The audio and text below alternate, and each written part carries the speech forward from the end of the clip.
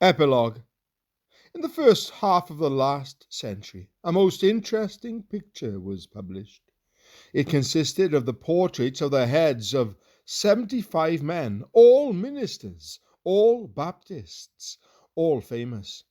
One can imagine this picture bearing the title Baptist Messenger Memorial Portraits, hanging on the walls of Victorian homes and being gazed at with admiration. This old picture has recently been reproduced in the Sword and Trowel. There they are, from Kiffin, Knollys, Keach and Bunyan onwards, the Stennets, Dr. Gill in the most honoured position in the centre, then Swain, Medley, Abraham Booth, Carey, Ryland, right down to William Gadsby, and conspicuous among them is Christmas Evans, squeezed in between two doctors of divinity. We take it the picture is meant to contain the best known and most honoured ministers down to the time of its being issued, and the one-eyed preacher of Wales rightly deserves a place. Some, no doubt, had more intellectual gifts and more ability as a writer, but surely none was more dearly loved and none more willing to sacrifice and be abased that Christ might be exalted. David Rhys Stephen, his biographer, who preached at his funeral, said of him, "He had a heart swelling with love to God and man. Before the highest, he was ever prostrate, ever devout. He was a man that feared the Lord God of heaven and earth.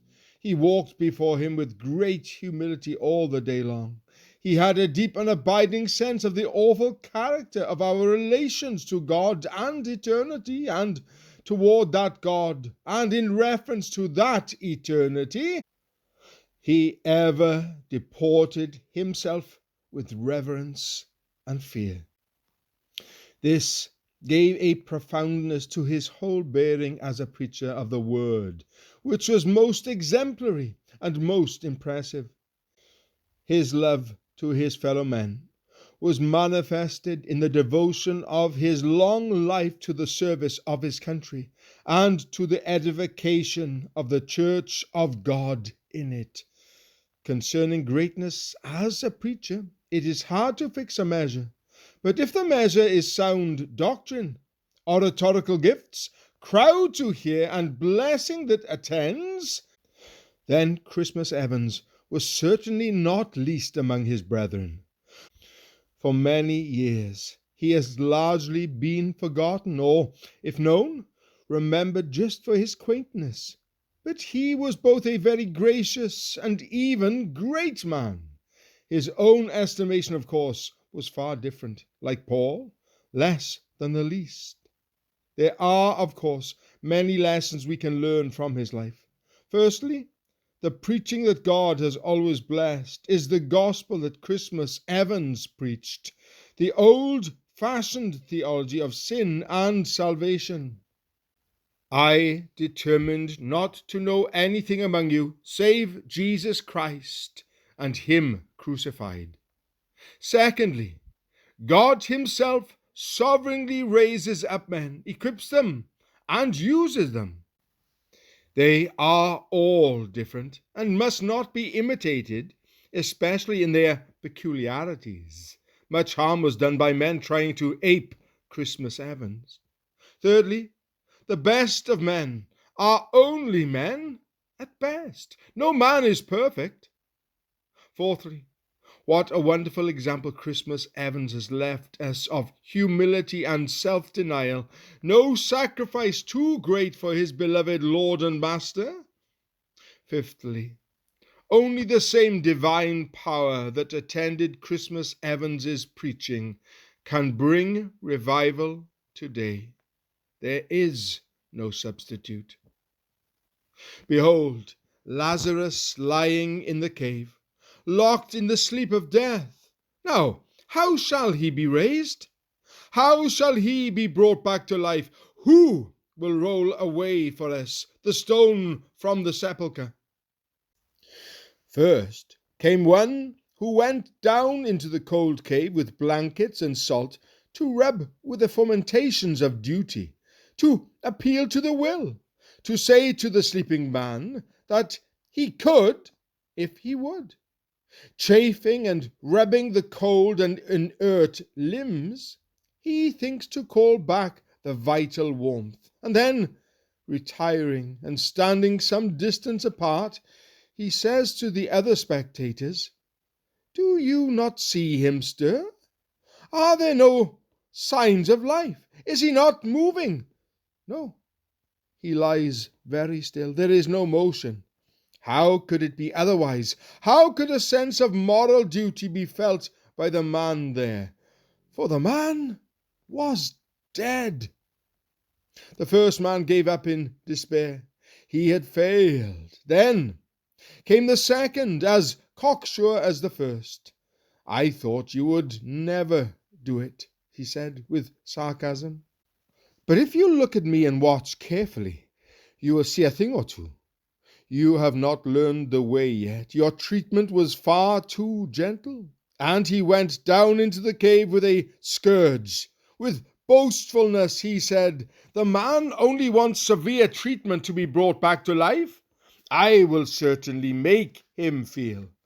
And he laid on in quick succession the fervid blows, the sharp threatenings of law and judgment and future danger and doom.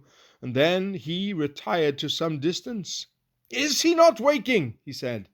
"Do you not see the corpse stir?" "No." A corpse he was before the man began to lay on his lashes, and a corpse he continued still, for the man was dead. "Ah," said a third person, as he advanced with head in air, "I have wonderful power. You with your rubbing and smiting, what can you do? You have nothing. I have two things, two vital things." He advanced and fixed an electric battery, and arranged it so that it touched the dead man, and then, from a flute which he had, he drew forth such sweet sounds that they charmed the ears which were listening, and whether it was the battery or whether it was the music, so it was that effect seemed to be produced. "Behold," said he, "what the refinements of education and cultivation will do." And indeed, so it was. From the hair of the dead man seemed to rise, and his eyeballs seemed to start to dilate. And see, he rises, starts up, and takes a stride down the cave. Ah, but it is all over. It was nothing but the electricity in the battery. And he sank back again flat on the floor of the cave, for the man was dead. And then, when all were filled with despair, there came one and stood by the entrance of the cave. But he was the Lord and giver of life, and standing there, he said, "Come from the four winds, O breath, and breathe upon this slain one, that he may live. Christ hath given thee life. Awake, thou that sleepest." And the man arose. He shook off his grave clothes. What he needed had come to him now. Life. Life is the only cure for death, not the prescriptions of duty, not the threats of punishment and damnation, not the arts and the refinements of education, but new, spiritual, divine life.